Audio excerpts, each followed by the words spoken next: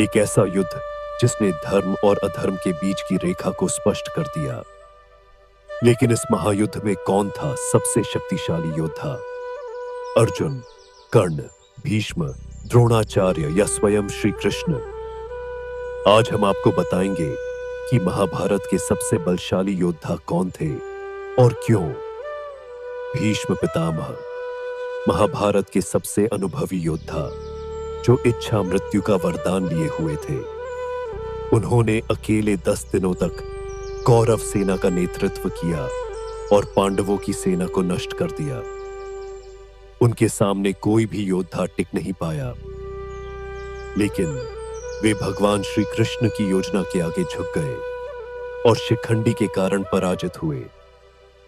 गुरु द्रोणाचार्य, वेदों और अस्त्र शस्त्र के अद्भुत ज्ञाता, वे इतने शक्तिशाली थे कि उन्होंने चक्रव्यूह की रचना की, जिससे अभिमन्यु को बलिदान देना पड़ा। लेकिन एक योजना के तहत उनका वध किया गया और वे सबसे शक्तिशाली योद्धा की उपाधि से चूक गए। कर्ण, महाभारत के सबसे चर्चित योद्धा, उनके पास भगवान परशुराम का ज्ञान और दिव्यास्त्रों की शक्ति थी। यदि उनके कवच कुंडल न छीने गए होते तो उन्हें हराना असंभव था। लेकिन नियति ने उन्हें धोखा दिया और वे अर्जुन के हाथों वीर गति को प्राप्त हुए। अर्जुन, जिनके पास स्वयं भगवान श्री कृष्ण का मार्गदर्शन था, वे सबसे कुशल धनुर्धर थे और पाशुपतास्त्र जैसे दिव्यास्त्रों के स्वामी थे। लेकिन क्या केवल अर्जुन ही सबसे शक्तिशाली योद्धा थे?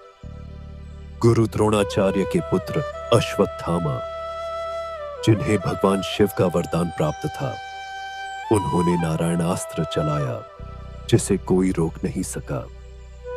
आज भी वे अमर माने जाते हैं, लेकिन क्या उन्हें सबसे शक्तिशाली कहा जा सकता है? महाभारत में यदि कोई सबसे शक्तिशाली था तो वे स्वयं भगवान श्री कृष्ण थे। लेकिन उन्होंने अपने हथियार नहीं उठाए क्योंकि यह धर्म युद्ध था। उन्होंने अर्जुन को गीता का ज्ञान दिया और युद्ध का सारा संतुलन बदल दिया। तो महाभारत में सबसे शक्तिशाली योद्धा कौन था? अगर व्यक्तिगत शक्ति की बात करें तो भीष्म, कर्ण, अर्जुन, द्रोणाचार्य और अश्वत्थामा सभी अद्वितीय थे। लेकिन यदि हम नियति, भक्ति और धर्म की दृष्टि से देखें तो श्री कृष्ण से बड़ा कोई योद्धा नहीं था।